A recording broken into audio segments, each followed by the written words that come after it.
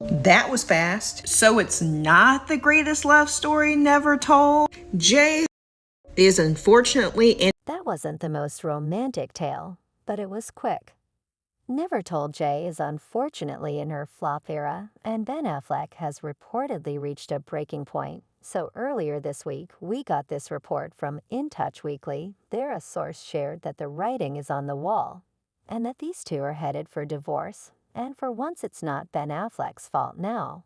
Unfortunately, this report is not the only piece of evidence we have pointing to these two possibly getting divorced. There were always rumors back in 2000 that one of the reasons things didn't work out between J-Lo and Ben is because they thought that J-Lo was like some Puerto Rican Bronx garbage trash. All this divorce between Jennifer Lopez and Ben Affleck is getting messier, and guess what? It's unveiled the ugliest aspects of their relationship that no one ever expected. The word has it that J-Lo's toxic personality allegedly shined like a diamond during the short time the couple has been married. And for the first time, it wasn't Ben's fault that the relationship fell apart. We've got some spicy details of their intimate divorce that you might never have expected, so let's get into it. This hasn't been J-Lo's year. At least we can all agree that it's not been J-Lo's tragic year. It seems like J-Lo's acting career has been taking a nosedive. Just last month, she starred in a Netflix sci-fi film called Atlas. In it, she plays Dr. Atlas Shepard, a socially awkward scientist and chess master who has to track down a robot hiding out on a distant planet where trees look like traffic cones.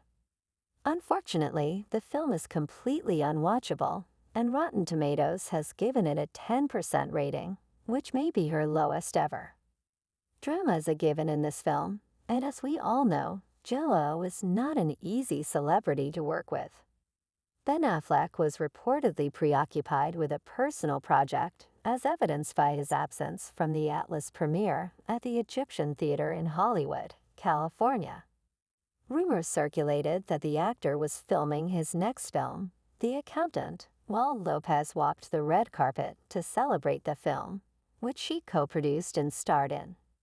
The film received mixed reviews from critics, and while the actor's absence was disappointing, it was still a major setback for the overall production. I was going to say everything, but all it really accomplished was to bring in Jennifer Lopez for a music video because she's too old to shake her for one. Fans enjoyed making fun of J-Lo and the film, and they didn't forget to bring up the fact that the seemingly perfect couple had not been spotted outside for months prior to that solo red carpet appearance. Fans speculated that there might have been problems in paradise at the time, but nothing as crazy as a divorce. The problem is, these aren't just rumors. Rumor has it that J-Lo has been attempting to keep her marriage from collapsing. We all know that Atlas is chaotic, and J-Lo hinted at the chaos in her love life by saying that her films essentially depict her position in life. I want to explain why I made this movie, though, because I feel like the films I make somehow mirror where I'm at in my life and also kind of help to push me forward into the next chapter, while admitting that she has always infused a little bit of herself into the character. When playing out, Lopez told People magazine that we are so different because she's like doesn't wear any of her emotions, and I'm sometimes too emotional. In addition, a fan revealed that the robot's design was lifted verbatim from a video game in a very J-Lo fashion. I'll watch Atlas only because it's available on Netflix. I'm not sure whether I'll see Atlas through to the end, but I'll give it a shot primarily since I enjoy science fiction and don't really care for Jill movies otherwise. They also stole the plot from Titanfall. Remember that Jennifer had already experienced a number of failures this year. She had previously launched a new record that drew inspiration from her romance with Ben Affleck, which was paired with a visual film titled This Is Me Now, a love story which critics found to be incredibly corny and extravagant. An additional friend, although the couple's first wedding was called off due to intense media pressure. The title of the Amazon Prime documentary, The Greatest Love Story Never Told, raised questions about Lopez's judgment and the couple's future together, far from winning over fans' hearts. Some people criticized the documentary, calling the celebrity naive and foolish. Many of the online criticisms of Jennifer Lopez stem from her inability to connect with her audience or grow as a person. One widely shared clip from the movie features Lopez reflecting on her childhood in the Bronx.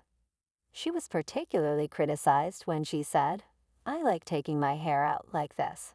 It reminds me like when I was 16 in the Bronx, running up and down the block, crazy little girl who used to be wild and no limits all dreams." Her reputation as a brand authority, as her admirers have gotten older alongside her, Emily M. Austin, the founder of the PR business Emerge, has addressed Lopez's situation by saying that, like with any product launch, she hasn't done a good enough job of interacting with new fans and taking them on the journey with her. Market fit is crucial because at its core, this was a documentary about no one being needed or wanted. But at the same time, we're both very strong and certain of what we feel at times. She was certain that this is what's happening, so please listen to me and tell me. And she felt very misunderstood at times.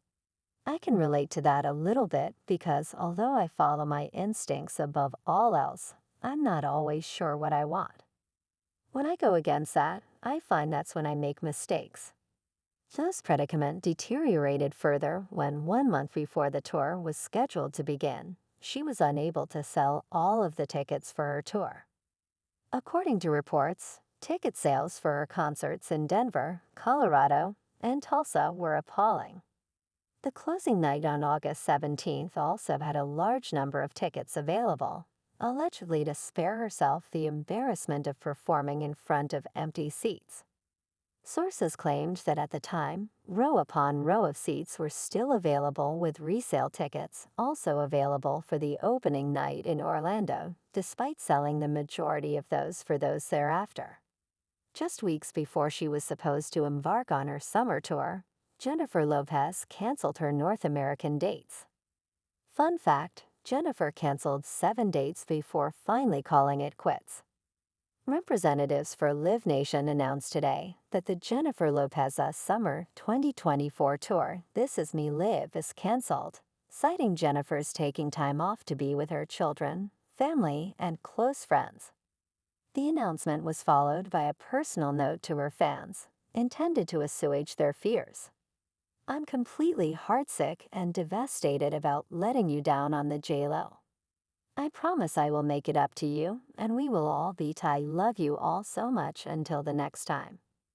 In addition, Lopez was anticipating her purported breakthrough after years of lackluster success. Speaking with media representatives, she declared that this would be the epitome of what she had been looking for and wanting to say about love.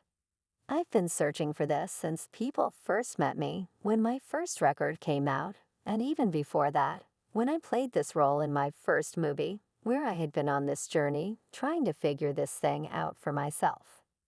This album kind of closed that loop in a way, because it captures this moment to really say the things I wanted to say about love, which is that true love does exist, and that some things are forever. Please don't give up on that, because that's all that matters in life. Love divorce, this carefully considered approach to enter the relationship with Grace has, however, failed miserably, much like her love life, which is more dramatic.